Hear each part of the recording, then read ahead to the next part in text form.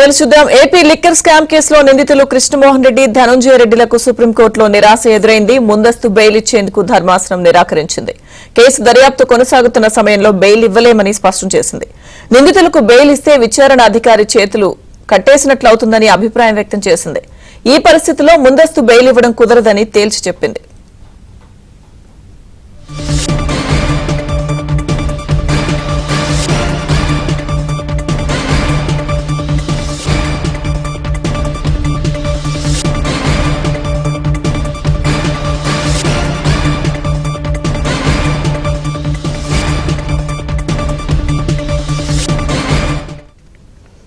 అయితే కేసు విచారణ సందర్భంగా సుప్రీంకోర్టు కీలక వ్యాఖ్యలు చేసింది. దర్యాప్తులో జాగ్రత్తలు తీసుకోవాలని, ఎలాంటి థర్డ్ డిగ్రీ చర్యలు ఉండకూడదని సూచించింది. నిందితులు రెగ్యులర్ బెయిల్ కోసం పిటిషన్ దాఖలు చేస్తే నిబంధనలకు అనుగుణంగా మెరిట్స్ ప్రకారం హైకోర్టు, ట్రయల్ కోర్టులు నిర్ణయం తీసుకోవాలని ధర్మాసనం ఆదేశించింది.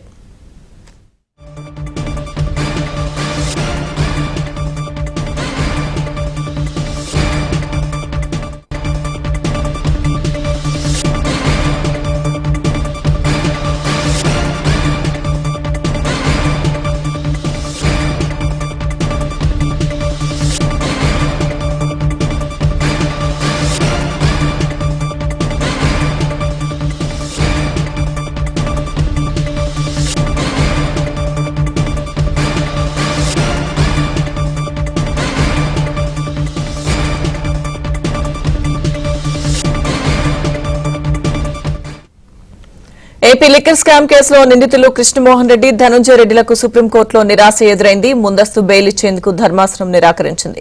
కేసు దర్యాప్తు కొనసాగుతున్న సమయంలో బెయిల్ ఇవ్వలేమని స్పష్టం చేసింది. నిందితులకు బెయిల్ ఇస్తే విచారణ అధికారి చేతులు కట్టేసినట్లు అవుతుందని అభిప్రాయం వ్యక్తం చేసింది. ఈ పరిస్థితిలో ముందస్తు బెయిల్ ఇవ్వడం కుదరదని తేల్చి చెప్పింది.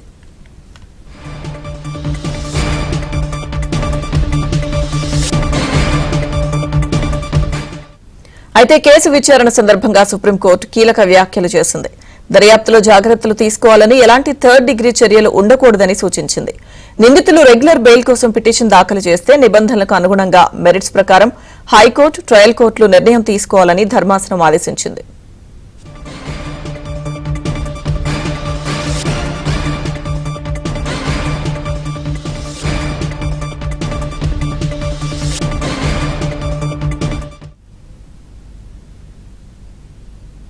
మాజీ మంత్రి కాకాని గోవర్ధన్ రెడ్డికి సుప్రీంకోర్టులోనూ ఊరట దక్కలేదు. ముందస్తు బెయిల్ ఇవ్వడానికి సుప్రీం ధర్మాసనం నిరాకరించింది.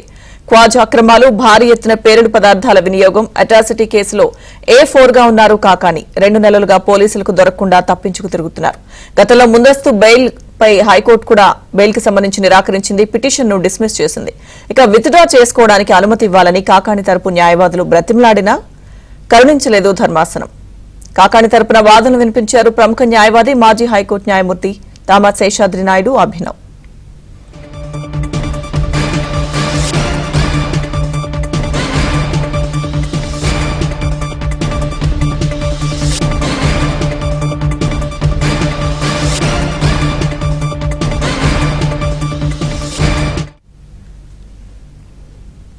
ఇదే అంశాలకు సంబంధించిన పూర్తి సమాచారం మా ఢిల్లీ బ్యూరో చీఫ్ కృష్ణ అందిస్తారు. కృష్ణ, లిక్కర్ కేసుకు సంబంధించి నిందితులకు సుప్రీంకోర్టులో నిరాశ ఎదురైంది, ఏంటి అప్డేట్స్?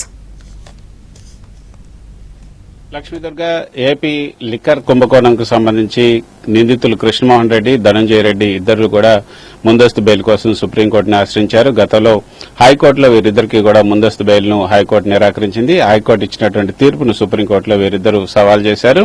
అయితే ఈ రోజు సుమారు 30 గంట పాటు కూడా వీళ్ళిద్దరికి సంబంధించినటువంటి ముందస్తు బెయిల్ పైన జస్టిస్ పార్దీవాలా నేతృత్వంలోని ధర్మాసనం విచారించింది. నిందితుల తరపున ప్రముఖ న్యాయవాది అభిషేక్ మను సింఘ్వి వాదించారు. అదేవిధంగా కృష్ణమోహన్ రెడ్డి తరపున అభిషేక్ మను సింఘ్వి, అదేవిధంగా ధనంజయ రెడ్డి తరపున వికాస్ సింగ్ వాదించారు. వీళ్ళు చెప్పిందంతా ఒకటి, ఇప్పటి వరకు కూడా వాళ్ళు ఈ యొక్క విచారణకి హాజరయ్యారు, విచారణకు సహకరిస్తున్నారు. ఈ రోజు కూడా ఇప్పుడు విచారణ జరుగుతున్న సమయంలో కూడా మంగళగిరిలో సిబిసిఐడి కార్యాలయంలో వాళ్ళిద్దరు కూడా విచారణకు హాజరయ్యారు, గతంలో కూడా హాజరయ్యారు.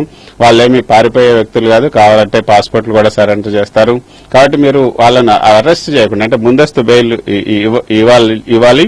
ఒకవేళ అట్లాంటిది ఏమైనా లేకపోతే అరెస్ట్ చేయకూడదంటూ కొంత మధ్యంతర రక్షణ కల్పించాలని ఆయన చెప్పడం జరిగింది. అదేవిధంగా కేసులో ఉన్నటువంటి వివరాలన్నింటినీ కూడా వివరించారు.